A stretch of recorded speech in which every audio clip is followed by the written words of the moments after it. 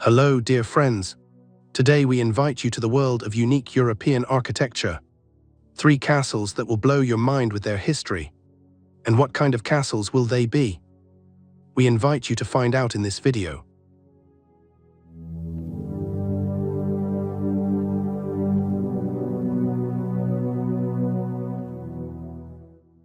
Shadows of ancestors and walls that remember the gods.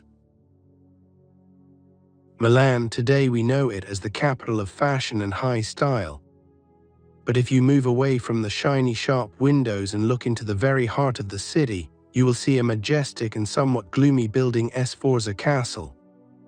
This is not just a fortress, it is a stone chronicle where each block remembers the blood, betrayal, and ambitions of the most powerful rulers of Italy.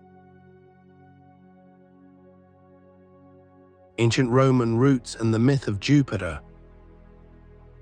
The history of this place begins long before the first bricks of the current castle appeared. Once, when Milan was the capital of the Western Roman Empire, the castrum Porta Jarvis fortification stood here. The name Porta Jarvis translates as Gate of Jupiter. According to legend, this place was not chosen by chance. The ancient priests believed that the energy axis of the city passes here, which is protected by the king of the gods himself.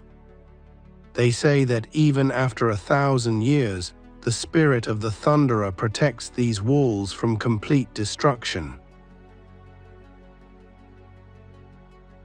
Visconti era, the Snake Castle. In the 14th century, approximately between 1358 and 1370, the nobleman Galeazzo II Visconti decided to build his residence here. Then it was called Castello di Porta Giova. It was not just a house, but a real monster made of stone, a giant square with sides of 200 meters. The thickness of the titanic walls reached 7 meters. It's like 3 modern cars placed one after another. 4 corner towers that constantly watched over the city. The Visconti were cruel but majestic rulers. Their coat of arms was Bycyone, a huge snake or dragon swallowing a man. It is said that the first of the Visconti family killed a terrible dragon that lived in a cave nearby and terrorized the surrounding area with its poisonous breath. Since then, the symbol of the snake has become an integral part of the castle. Locals whisper that in the dungeons under the foundation, you can still hear the hissing of the same dragon that became a prisoner of the castle walls. Destruction for the sake of freedom. But even the thickest walls will not save from popular anger. In 1447, after the death of the last ruler of the Visconti family, an uprising broke out in Milan. The Golden Ambrosian Republic was proclaimed. For the townspeople, the castle was a symbol of tyranny, so they did what an angry crowd does: they began to dismantle it brick by brick. The Republic did not last long, but the castle managed to receive serious scars. Only with the arrival of Francesco Sforza, who took the Visconti daughter as his wife, did the castle begin to come to life, turning into the majestic citadel that we know today. The golden age of Sforza and the shadows of geniuses in the dungeons. We stopped at the fact that the castle lay in ruins after the uprising.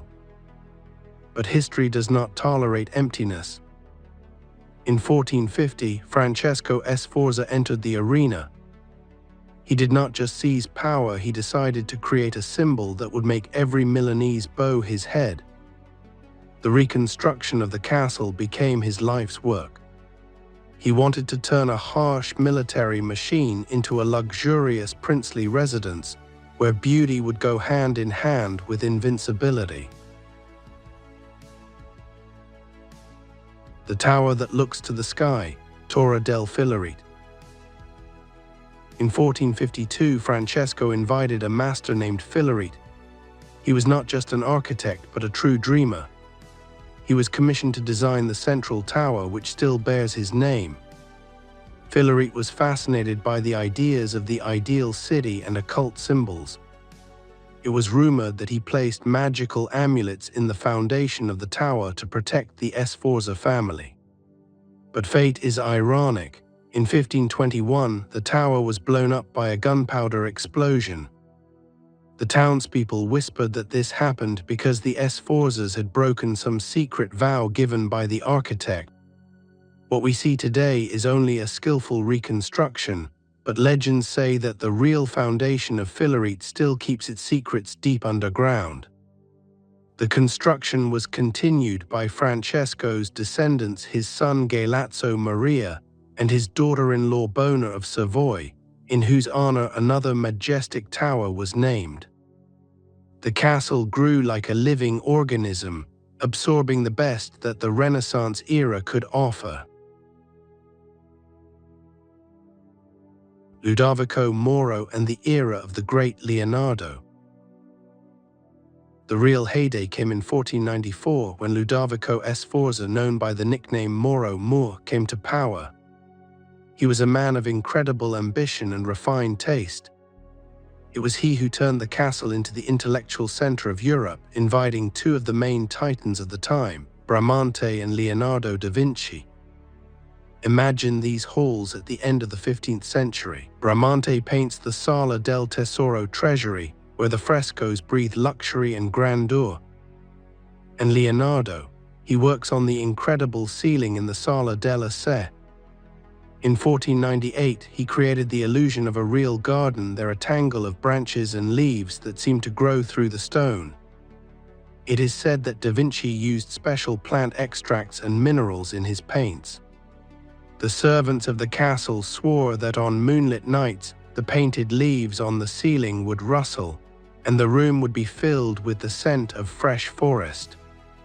Some believed that Leonardo had encrypted in these trees the scheme of the Sforza lineage, which should never be interrupted. Wars, sieges, and secret labyrinths. But the history of the castle is not only about banquets and frescoes. These are endless sieges. Italian, French, German troops, each army wanted to own this key to Milan. For protection, the Tenalia bastion was added, which is believed to have been designed by Cesare Cesariano himself. The castle became a star fortress capable of withstanding the most terrible fire. And here we come to the most interesting thing: what the earth hides. Just imagine, recently in 2025, researchers made a sensational discovery. Under the powerful walls, traces of tunnels were found, which were drawn in the manuscripts of Leonardo da Vinci himself. The legend of underground Milan has existed for centuries.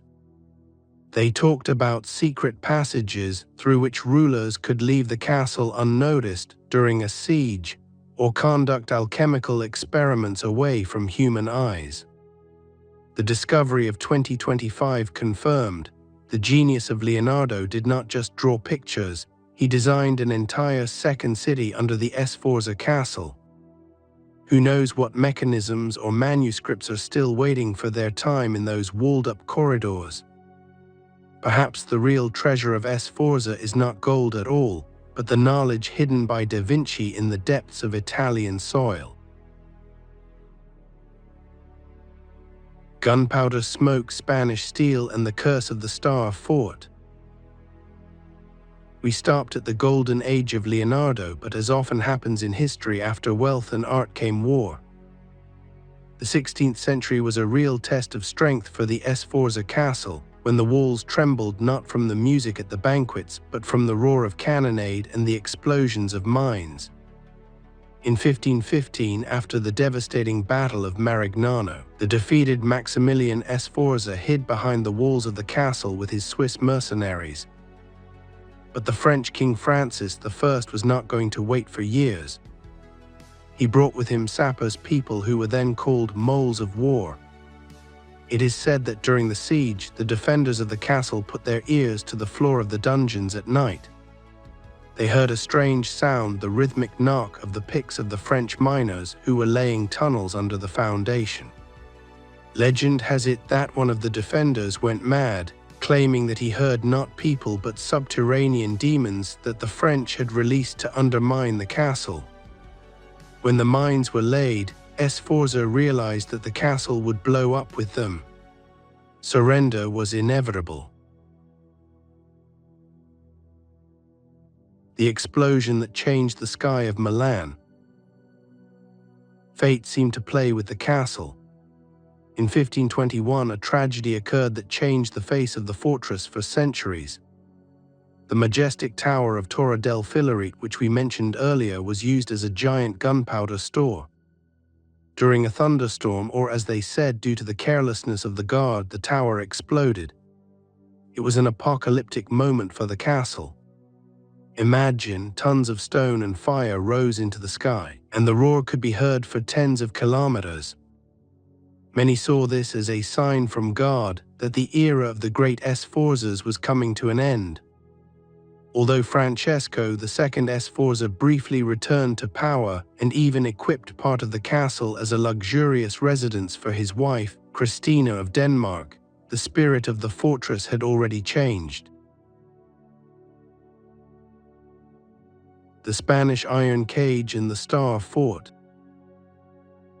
When Milan came under Spanish rule in 1535, the castle ceased to be a home. It was now the citadel. The governor moved to the city center and the castle became a gigantic barracks housing up to 3,000 soldiers at a time. The Spanish decided to turn the castle into an ideal fortress. They built 12 bastions, creating a hexagon in the shape of a star. The outer fortifications stretched for an incredible 3 kilometers. The legend of the Death Star. At that time, it was believed that the geometric shape of the fortress, a 6-pointed star, had not only protective, but also occult significance.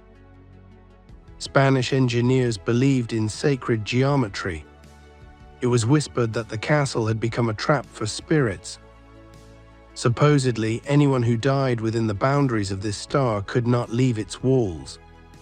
It is from the Spanish period that numerous stories about the ghost in white, wandering the bastions, and about strange lights that appear above the former fortifications on foggy nights originate. Napoleonic wrath and a new era. When the Austrians came to Italian lands, the castle continued to serve as a gloomy fort. But the real change came with the arrival of Napoleon Bonaparte. The great commander hated the Sforza Castle. For him, it was a symbol of tyranny and the old world. Napoleon ordered the demolition of most of the external star-shaped fortifications. He wanted to erase the military memory of this place. Instead of the formidable bastions around the castle, the semicircular Castello Square and the majestic Forum Buonaparte appeared. On the other side, a huge parade ground was arranged Piazza d'Armi, where the new armies of the new Europe marched. The castle survived, but it stood half-ruined, like an old warrior who had been stripped of his armor but left his pride. He was waiting for someone to restore his greatness, but that's a completely different story. The Phoenix of Milan from ruins to immortality.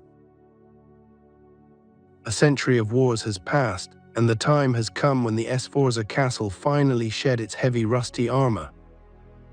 After the unification of Italy in the 19th century, a significant event took place. The military left these walls, handing over the keys to the fortress to the city. This was the beginning of a great transformation. A park on blood and flowers instead of soldiers where Spanish, Austrian and French regiments marched for centuries, where the earth was scorched by gunpowder and trampled by thousands of boots, life has blossomed. The former Piazza d'Armi Square has become Sempione Park. Today it is the green lungs of Milan, but historians know every root of these trees is nourished by the memory of the great past. They say that when the park was laid out, the first gardeners found fragments of old weapons and knightly armor underground. A legend has emerged that the trees of the Sempione Park have a special power. They pull the aggression of past wars out of the ground, giving peace to anyone who walks under their shade. This is how the myth of the Green Guardian was born. Locals believe that if you hug the oldest tree in the park, you can hear the echo of horses' hooves from the time of the Sforzas. Luca Beltrami, architect necromancer. In the 1880s, the castle looked miserable, but he was lucky with a savior. The city government entrusted the restoration to Luca Beltrami. He was not just a builder, but a true history buff. It was he who laid the majestic Via Dante, a straight line connecting the castle with the main cathedral of the city, the Duomo. It was a symbolic promenade, from the religious center to the center of secular power. Between 1900 and 1905, Beltrami did what many considered impossible. He literally revived the Torre del Filarete from the ashes. Using old drawings from the 16th century, he rebuilt the tower as a monument to King Umberto I. Now it dominates the city again, reminding of the former greatness of Ludovico Moro. When the Sky Fell, the tragedy of 1943. But the most terrible test awaited the castle ahead: World War II. In 1943, during the massive bombing of Milan by the Allies, the Sforza Castle became a target. Those walls that had withstood dozens of sieges shuddered from airstrikes. The stone melted and the priceless halls turned into charred ruins. It seemed that this was the end, but the spirit of the castle turned out to be stronger than steel. The post-war reconstruction under the leadership of architects from the BBPR group did not just rebuild the walls, it turned the castle into a treasury, where every stone now protects not cannons, but art. Architectural magic, towers and treasures. Today the castle is a perfect quadrangle standing guard over its memory. Torre della Corte is the northern tower that once looked out over the wild forests and villages. Torre del Tesoro as a treasury tower is its western counterpart, where during the Sforza era not only gold was stored, but also secret archives. Torre del Tesoro is not without reason called that. It is rumored that one of the treasurers of the Sforza family, who disappeared under mysterious circumstances, still wanders near the windows of this tower. He is only seen when a thunderstorm begins in Milan. They say that he checks whether the main treasure is in place, the spirit of the city itself, which he swore to protect forever. The Sforza Castle has gone from Roman outpost to ruins, from Da Vinci's luxurious palace to military prison, to finally become the heart of Milan. A place where history no longer kills, but tells its tales to anyone who is willing to listen. The labyrinths of power and the mystery of the stone elephant. We approach the main entrance. Before us is the majestic Torre del Filarete, the central tower that seems to cut the sky with its sharp spire. But do not be fooled by its perfect appearance. It is a masterful reconstruction of the early 20th century. However, what stands on either side of it breathes true antiquity. Look at these mighty round towers. Francesco Sforza was a brilliant military leader. He was the first to understand the old square towers are easy prey for the new artillery. The core hitting the corner shattered it to pieces. Therefore, he ordered the construction of round towers from which enemy shells simply bounced off like peas off a wall. The legend of the blind towers. During the Austrian rule, these towers became shorter, their tops were simply demolished. The Austrians needed open space for their cannons, and they did not tolerate any obstacles. It is said that the stonemasons who were demolishing the towers heard groans from inside the walls. An old belief says that each fortress tower has its own guardian spirit, and when the Austrians removed their heads, The castle lost its magical power for a while, becoming just a pile of stones. Only during the restoration, when the tarps were returned, did the castle wake up again. The garland of death and underground paths. We pass through the main gate and find ourselves in a system called the garland. Sounds warm and gentle, right? But for the enemy it was a real nightmare. It was an outer wall surrounded by a deep moat with water. Today only fragments remain of it, such as the Porta del Soccorso, Gate of Salvation. Legends tell of an extensive network of underground tunnels that led from the garland far beyond the city limits. It is said that these passages were so wide that the Duke could ride through them on horseback. But there is also a gloomy version. In the dungeons of the garland, Ludovico Morau kept his most dangerous enemies. When the moat filled with water during the rains, the prisoners could hear the water roaring right above their heads, threatening to burst inside at any moment. Requera and the ducal court, between safety and luxury. Inside the castle there is a city within a city. Requera is the inner citadel, the last line of defense. If the enemy captured the main courtyard, the ducal family hid here. This is a real labyrinth with its own gates and arcades of the 15th century. Court Ducale is the residence of the Duke. Here reigned luxury, about which legends went throughout Italy. It is here that the famous Loggia Bridge, built according to the design of the great Bramante, is located. The mystery of the elephant. The most mysterious place in the residence is the Loggiato dell'Elefante, or the elephant loggia.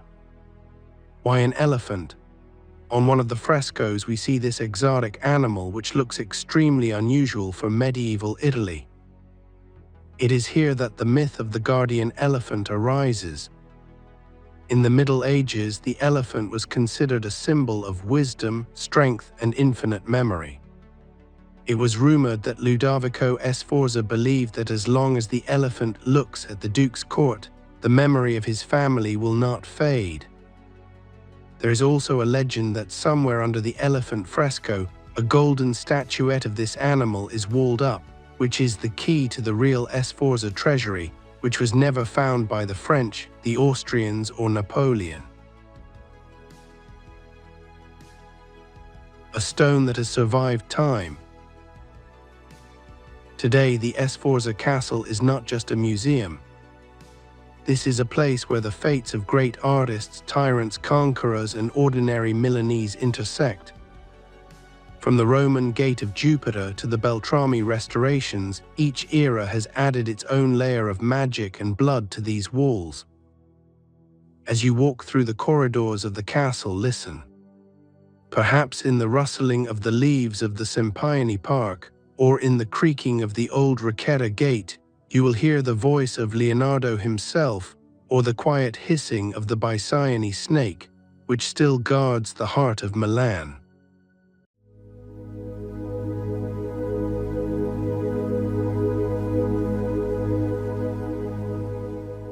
The mysteries of Predjama Castle.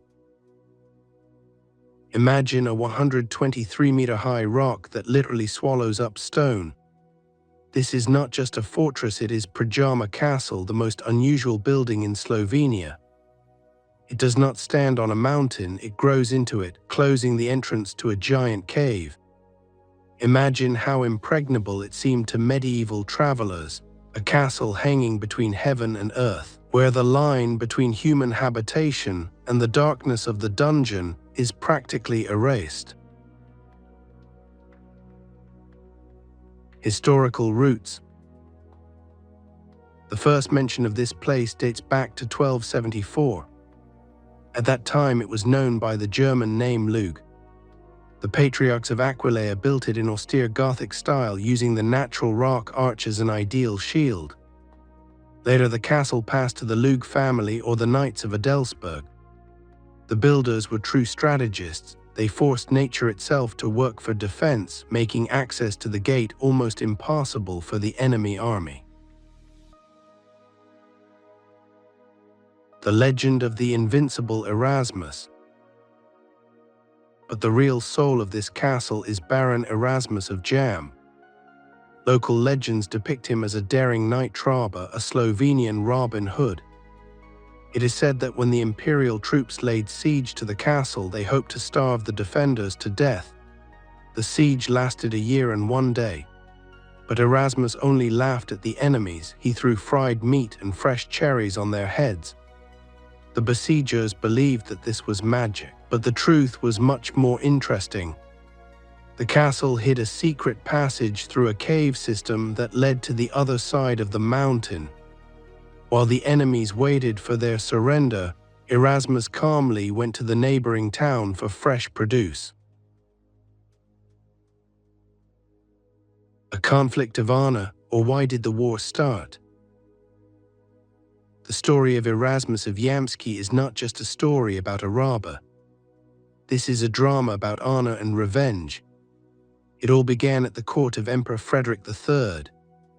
Marshal Pappenheim, commander of the imperial army, publicly insulted the memory of Erasmus's fallen friend Andrei Baumkircher.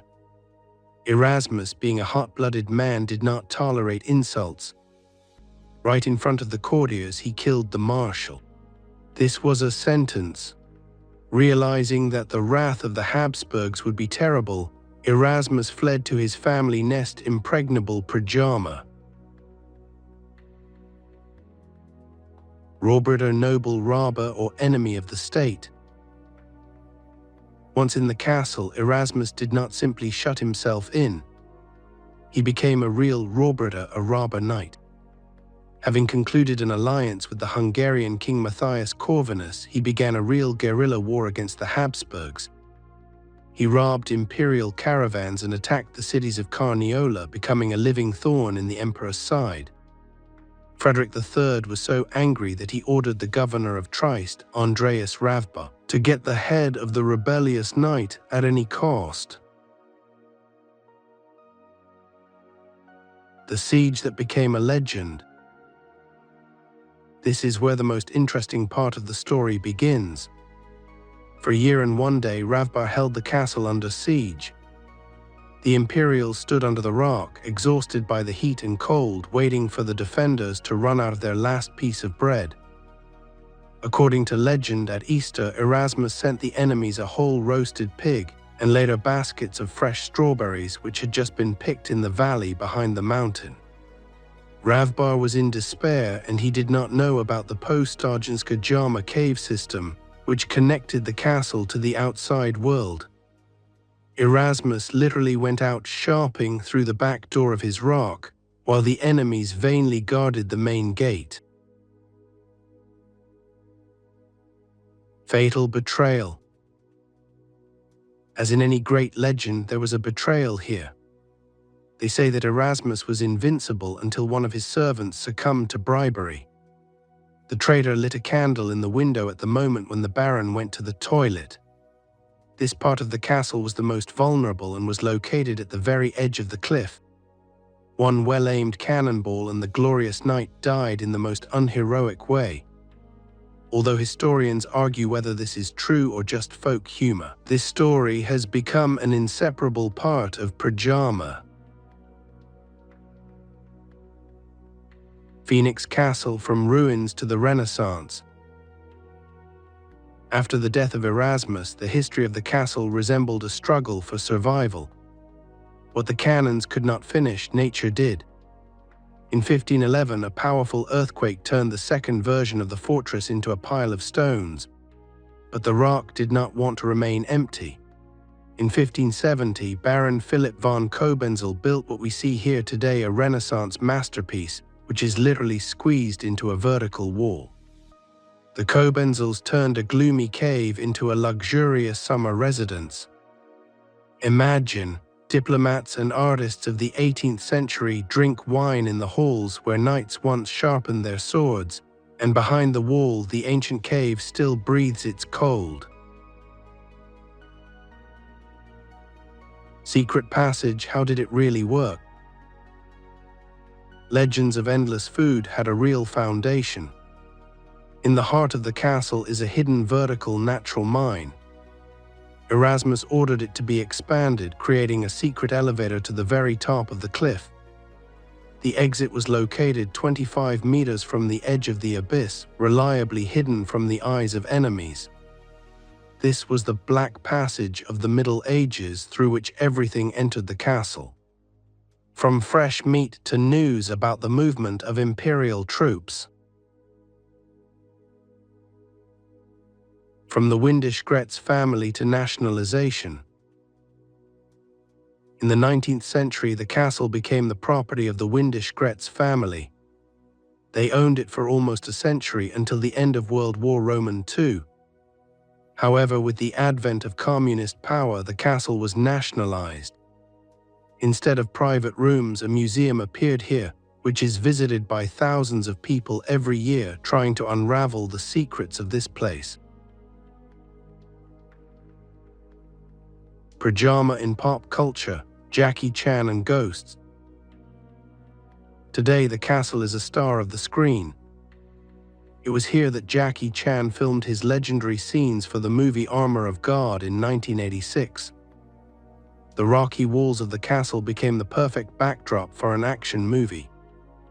In 2008, Ghost Hunters International visited here.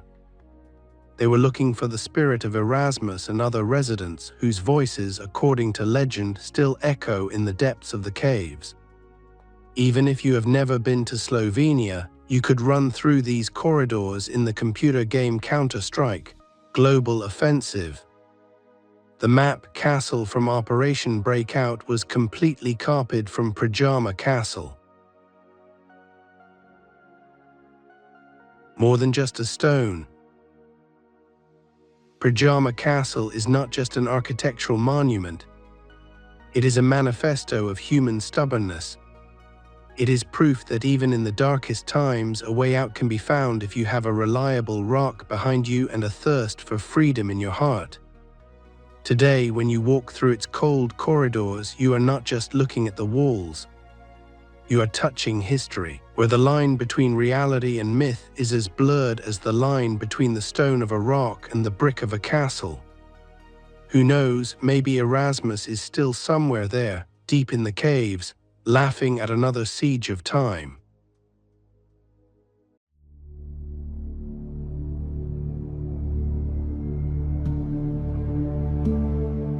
Saxon Bastille, an island in the sky. Above the left bank of the Elbe, where the sandstone cliffs of Saxon Switzerland pierce the clouds, stands an object that seems to defy gravity itself. Königstein Fortress, or Saxon Bastille. This is not just a castle, it is 9.5 hectares of a stone plateau raised 240 meters above the river level. Imagine the logistics of that time. The walls here are up to 42 meters high and 1,800 meters in perimeter. This is not a structure, it is a monolith and grandeur. Looking at Königstein from below, you understand this hill is not part of the landscape. This is a natural safe where Saxony has hidden its treasures, its enemies, and its kings for centuries. Heart of the system. Every engineering system has its own heart, without which it will die in a matter of days. For Königstein, it is not walls but a well, namely 152.5 meters of pure sandstone drilled by human hands. This is the deepest well in all of Saxony and the second deepest in Europe. In the Middle Ages, a fortress without water was simply a stone coffin where an army waited for its thirst. But here, in the depths of the rock, engineers found the key to autonomy. How many human lives were sacrificed to reach the aquifer? Decades of work under the pressure of the stone, where every meter could collapse and bury the workers. This was not just a mine, it was an engineering manifesto.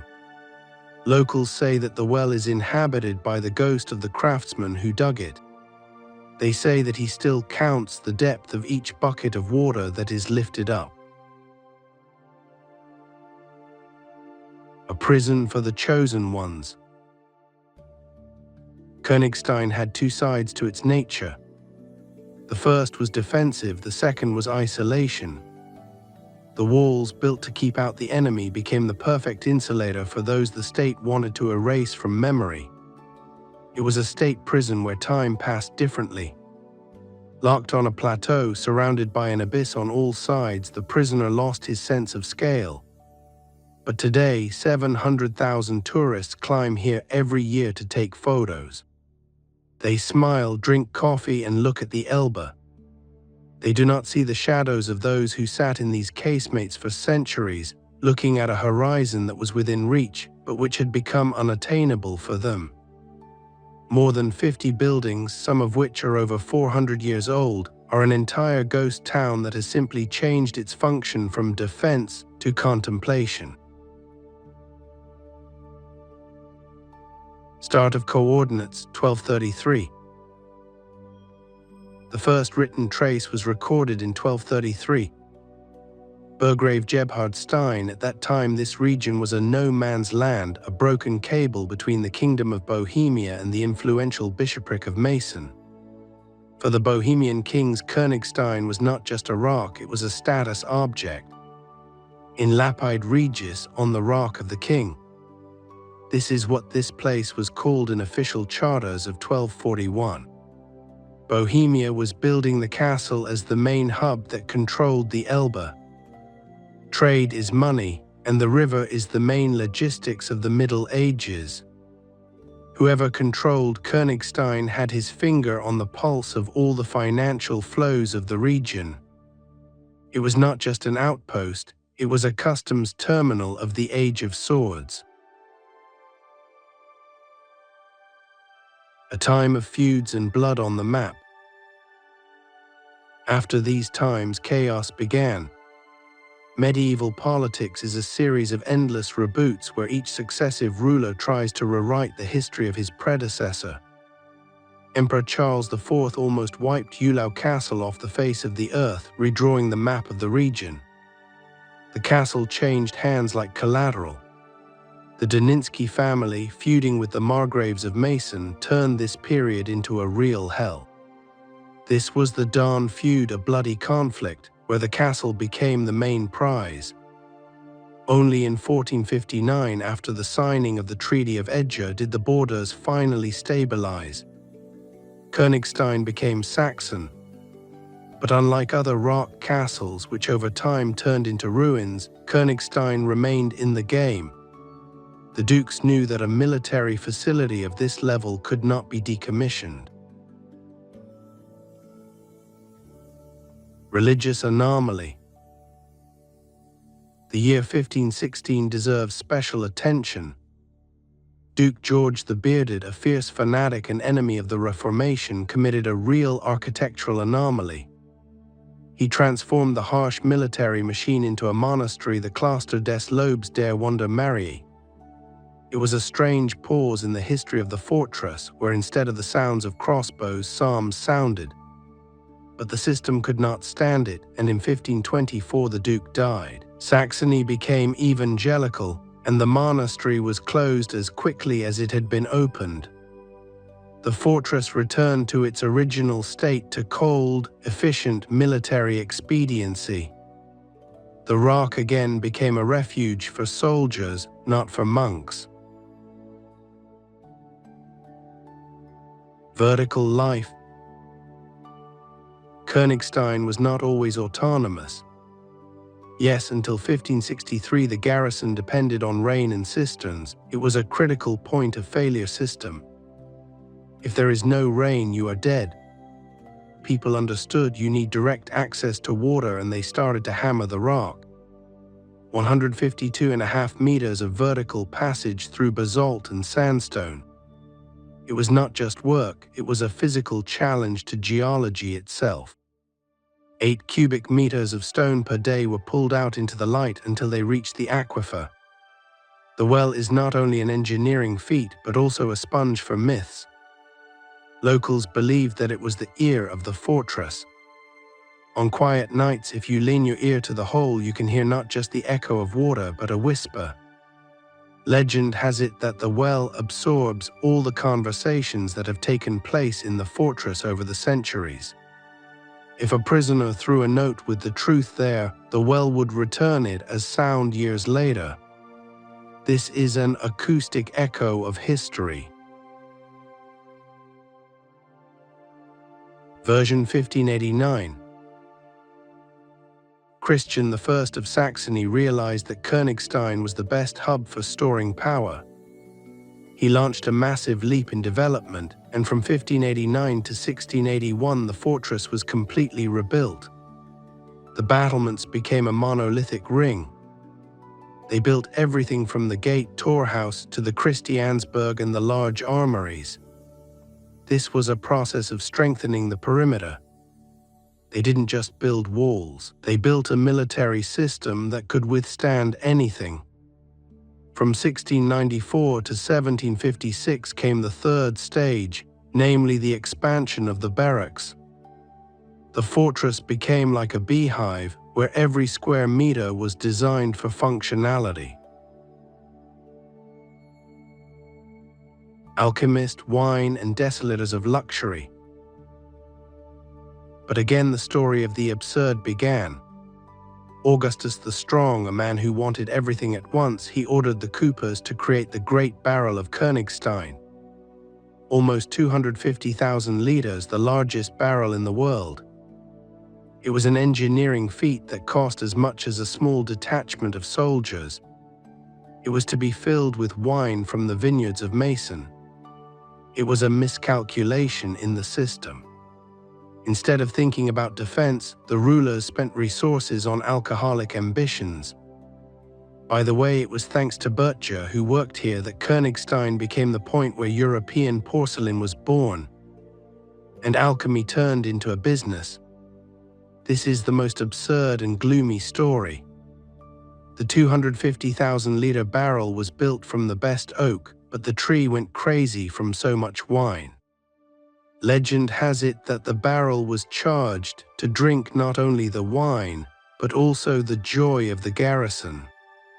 After the barrel was dismantled, the castle supposedly became inhabited by the spirit of the hangover, a feeling of unfounded anxiety that overwhelms visitors in wine cellars. This is a great example of how excess leads to mystical destruction. Germans who were preparing for a war that never happened. 1871, the German Empire includes Königstein in its defense network. The last major stage of construction begins. Battery ramparts, 8 firing points, circular defense. It was an example of excessive engineering design.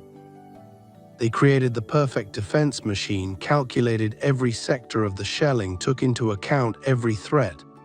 But the attack never happened. It was a system that spent millions of thalers on waiting, a defense that no one ever used. A majestic, expensive, but useless architectural power. Saxony's reserve. Königstein was the perfect safe. When Wittenberg or Dresden were burning under the fire of crises, the monarchs simply migrated here. The treasures from the Zwinger, priceless works of art, state archives were stored here. Everything that was important to the Saxon identity was evacuated here. The fortress did not just survive, it protected its contents and values. History has proven that they chose the right location. While the world around them was changing, Stirling and Königstein remained stable. Military zero. Königstein is a paradox. It is a fortress that almost never took part in real battles. For the Saxon electors, it was not a bridgehead but a safe place for power. When the fire of war broke out around them, the monarchs simply migrated here. It was a zone of exclusion for the enemy and a zone of maximum comfort for the elite. They could helplessly watch from the height of the walls how their army surrendered at Lilienstein. simply because from Königstein you do not control the battle, you only watch how it ends. When the Dresden Zwinger burned down, treasures and archives were taken here. Königstein was the cold storage of Saxon identity. The chimney sweep's route, a crack in the legend. Königstein had a reputation as an impregnable place. It was a granite myth that had been believed for centuries. Throughout history, no army, no general had been able to overcome these walls by force. But in 1848, the legend cracked because there was someone who was not afraid of death, an ordinary chimney sweep named Sebastian Obratsky. He saw not an insurmountable wall, but only a narrow gap hidden from human eyes. He climbed vertical sandstone cliffs through a narrow chimney, a route that today requires the skill of elite climbers. It was a defeat not of the army, but of the very concept of the fortress. His path, called Obratsky's chimney, is now a shrine. He reminds us that no stone will protect against a man who is willing to risk everything for one step up. Stone silence and the archive of forgotten lives. Since the 16th century, Königstein has become the darkest prison in Saxony. But it was not just a place of imprisonment. It was a stone sack for those whom the state wanted to erase from memory. Kings, politicians, revolutionaries were hidden here. Kaspar Putzer, Mikhail Bakunin, August Bebel, for them the castle walls became the border of the world, beyond which there was nothing. During the World Wars, the fortress became Aflag for Allied officers. It was a place where time stood still and the only goal was simply to survive until morning. During World War II, Aflag soldiers told stories about the officer without a face. He appeared on the walls during fog. He did not attack, he simply stood and looked at the Elbe. When approached, he did not disappear, he became part of the masonry, as if his uniform and face had turned into sandstone. This is the myth of perfect security, a soldier who became part of a defensive perimeter because his duty was higher than the biological need to live. In 1942, French General Henry Giraud did the impossible. He escaped from here. He escaped from a fortress that no army could conquer. The story of the prisoner with no name is the most terrifying of them all. In the 18th century, a man disappeared into this darkness. His name was not recorded in any archives. They say he spent so many years in total darkness that his eyes lost their need for sunlight forever. When the cells were opened, he refused to come out, saying that the cold stone had become his only home. Legend has it that he did not die, he became part of the fortress. The guards still whisper that they see a silhouette in the casemates that reflects the light of the lantern as if it were made of granite. This is a watchman who never leaves his post. Masks of the fortress, from prison to eternity. After 1945, Königstein experienced the most strange metamorphoses. The Red Army set up a hospital here, later a center for re-education of those who did not fit into the new reality. It was an attempt to erase the past and write a new one, but the stone remembers everything. The fortress changed roles like an actor playing hundreds of plays on one stage: monastery, prison, hospital, tourist attraction. It survived because it learned to be different while remaining itself. Today, looking at these walls, we see not just a museum. We see a witness of the ages, namely the stone which has seen everything but retains its silent grandeur. The names of the rulers have disappeared, the states have disintegrated, and Königstein stands. This is a monument that does not need to be supported by history, it is history itself.